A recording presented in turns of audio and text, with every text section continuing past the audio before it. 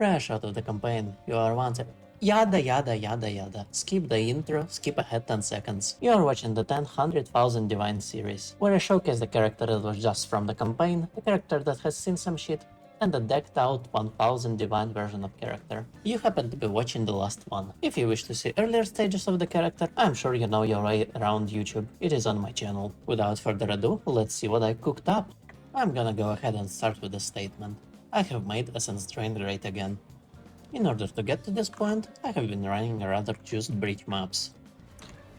And I think this is one of the greatest combinations of build slash strategy I have ever encountered. Essence Drain pairs incredibly well with the breach. The feeling when you just shit out like 20 rares and they all die immediately from the contagious Essence Drain is immaculate. The feeling when the breach appears and basically instantly closes because there is such large mob density, it's wonderful. There is nothing quite like it. The build, despite having only 2k HP and 1k energy shield, is immaculately tanky, and I'm gonna tell you about the tech that allows for this. Basically, I have a lot of mitigation. The damage is just fine. I can do bosses, I can do pinnacles. The only content that this build really struggles with is Giga Juice 200% daily content, but then again most of the builds struggle with that. And it is a rather specific type of content that I'd rather not do, just too much setup for the payoff.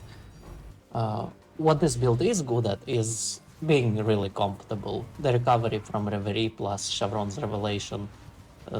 What this build is also is being fun to play. I mean, I love Essence Drain Contagion in any of its form. I did Blight of Contagion in PoE 1, and the spready feeling is is basically why I play the skill, and I'm very happy to see it again in PoE 2. I was really doubting whether this is gonna be good in my 10 and 100D videos, because the build had glaring issues, including damage, and I'm very glad to see it solved. Well, stay tuned to find out what I did to actually solve those issues. But before that, a fair warning. I'm changing a format for this 1000 Divine video a little bit. Why? Well, because my gear is pretty cracked, and each and every single one of those pieces took hundreds of divines to craft. Well, maybe not hundreds, but at least 100 of div were spent on each of those rare pieces. And I simply couldn't include that in the video. So what I'm doing is I'm just gonna go over what actually changed and a TLDR of how to craft it. Before we get to the gear, I'm gonna go over some of the coolest features of this character, and there are plenty. First things first, we have Wither with a abysmally low withered interval. That means that the enemies that enter our presence are basically instantly withered. And as you can see, we're not running the puny 50% wither effect. The enemies are at a full 100. To achieve this effect, I'm stuck in 44% quality while being Gemling. The alternative quality of withering presence is busted and reduces the wither interval by flat amount. If you are curious as to how to scale this further, check out my quality video. Next up, when you see those enemies, tell me, what do you see? Well, for once, they are afflicted by various elements. Let's get rid of some of them. Nice, we have a few left. So, they're affected by 98% temporal chains, 49 enfeeble, and 83 despair. How did we achieve that? The quality on blasphemy itself provides increased reservation efficiency, helping us with the spirit, which is further boosted by Diala's desire, which not only provides 90% reservation multiplier, but also 5 quality of supported skills. For all of those free curses, we're paying only 120 free spirit. Well, by the virtue of being Gemling Legionnaire and alternative quality on blasphemy actually providing the increased magnitude of curses instead of reduced, we are able to socket free curses into our blasphemy setup, and well, you can see by yourself what it does to normal enemies. They basically don't exist. How do we have free curses? Well, simple. First of all, I'm running a Duedress Daming. It's a pretty good one. It's qualified for cold mods and has a all elemental res implicit. And for the third curse, it just Whispers of Doom. While it feels really bad to give up the ring slot, it is well worth it. What else do you notice? That's right, I have disabled the curses, and yet enemies are unable to go through my energy shield, because I am still using Reverie. Yes, even though I thought I'm gonna switch to energy shield, this body armor just stuck in my heart so bad. I'm using Reverie, Charater Satchel, Flask, and various flask scaling effects to achieve this nonsense. Chill. While we're at the topic of cool things, I'm also using Alchemy Boon for its alternative qualities of 41% cast speed during any mana flask effect, along with Lavianga Spirit. Take a look at my Essence Drain cast time, it's 0.5 seconds. If I turn off Alchemist Boon, it's 0.62 seconds. So, just for 30 spirit, I'm getting 40 cast speed, which is equivalent to or even more than a tier 1 affix on a caster weapon. Normally, due to intense gem level scaling, and I have a bunch of it, my Essence Drain has plus 20... the fuck? My Essence Drain is level 40, it's ridiculous. And so is my Dark Effigy, and it costs a lot of mana. Usually, builds like that are unable to sustain this amount of mana, while Essence Drain and Contagion are more or less okay, because you cast them one and forget it. The totem is rough. This is why I'm using Atalui's Bloodletting.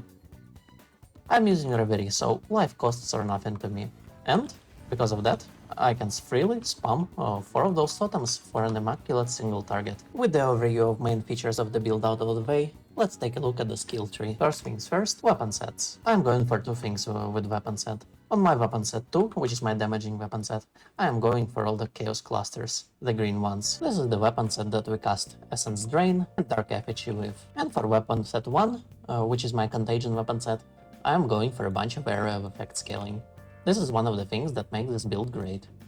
The contagion spread radius is actually 4 meters. It is only achievable because of the Gemling Legionnaire alternative quality, a whopping 100% more area effect of contagion. Not a single other character can achieve that. And this contagion radius contributes to a lot of feels goodiness of the build. There is actually some sort of breakpoint where the contagion starts jumping between the packs. This build hits it. Any other character, any other ascendancy can't really. This is why I think the Gemling is the ultimate choice for the Essence Drain Contagion. The other parts of the builds are pretty straightforward. I'm scaling some aura effects, some presence radius, and some flask recovery for the Reverie technology. To path like this on a mercenary start, I'm using split personality with the witch starting point. Maybe the druid is a little better. Now, for the gear. Here's the previous one that we had, and here's the new one. Do you notice any difference? Well, the main difference is this one has tier 2 chaos damage and a desecrated spell damage. This can be much better by not being Amanamus mod and being regular spell damage, but I basically ran out of funds. Also, we have fractured chaos spell skills, and inside we're running a legacy of the life sprig. So this one is about 400 divines, I want to say. It is pretty good. The way I crafted it is I got myself a bunch of magic bases with a level of chaos spell skills. Then I fractured them, then I chaos rolled for chaos damage, then I did some alloy magic. Basically I added the suffix, then I removed the suffix with an alloy, I did it once again, and then I ended up with a wand that had a free slot for a desecration, and that's how this wand came to be. When I first equipped it, my damage went from 247,000 to 271,000, so about a 15% damage increase. My second biggest upgrade was this amulet. You can see it has plus 3 all spell skills, tier 2 spirit, and tier 1 all elemental resistances. The rest of the rolls don't really matter. And, of course, there is the quality. In order to craft this amulet, I have fractured plus 3, then chaos spam to hit spirit, then perfect exalted orb suffix in order to hit something good. If I didn't hit anything good, then I annulled and chaos spammed again. My third and my biggest upgrade was the focus. This focus has spell damage, chaos damage, plus 2 all spells, and cast speed. If we compare it to the previous one, the focus on the left clearly lacks some chaos damage. Crafting this was straightforward, but a pain in the ass nevertheless. You buy a blue focus with the plus 2 all spell skills. Then you essence on the spell damage with a greater essence of abrasion, I think that is.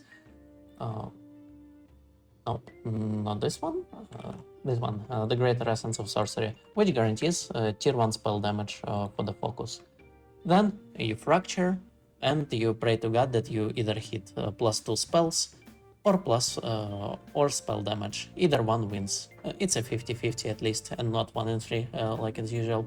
Then whichever side hit, you hit with the ally to get cast speed, and then it's just the matter of desecrating on the chaos damage, which I got lucky and got tier 1. This is actually very rare. Of course, there are also the jewels, which are completely crazy this week. All of my jewels have Wither Magnitude, spell damage, and chaos damage, along with the effect of prefixes and quality for chaos. One of my jewels even has double Wither Magnitude, which is completely crazy. It is very unlikely to hit that. This single jewel gives me how much? 25% Wither Magnitude. It is comparable with the Wand rune, and is stronger than the Gloves rune. For a jewel, that is. And how could I forget this piece of shit of the craft? It is very easy, however very random. You need a pair of gloves with 2 sockets. You gotta slot the Coral's Hunt into one of them, which opens those gloves into rolling +2 of all projectile skills. Then you chaos spam to roll this +2, and then you try and fracture it. It took about 6 tries for me to fracture it. What a pain in the ass. 1 in 3 my ass. And from there, the craft is pretty straightforward. I chaos spam to hit a single res, and that perfect exalted to try and hit the second res. The prefixes in this case are kinda nice, but honestly, I didn't care for them. They could be whatever, they were just perfect exalted and desecrated on. The rest of my gear is actually pretty cheap. The helmet is a 2-socket helmet of armor strength int variety. Those bases are very cheap, so I just bought a bunch of them, perfect transmuted, perfect to stats that I want, and then I think perfect eagled, whatever. It's the same method that I used to craft my boots and helmet and gloves in the 10 Divines video, just on a much more expensive base. One final addition of to the build that I have done just today was the Carved Majesty and Diablo's Desire to fit the 3rd curse. Actually, oh my lord, my resistances are not capped. I think I'm too done with PoE in order to try and fix that. Carved Majesty actually provides 5% increased spirit as a bonded modifier, and Diablo's Desire provides a neat little reservation multiplier, plus quality, which in itself increases reservation efficiency on Blasphemy, granting us a single curse that costs only 41 spirit as opposed to 60. For such an amazing character, this turned out a really short video. Well, to pad its duration, I'm gonna run one more map alongside you folks, as well as talking a little bit more about the character. Where's my Essence Drain? There's my Essence Drain. Yep, for a final build, I'll just do a little bit of live commentary. This is a breach map, so hopefully you're gonna see live the popping that I have advertised.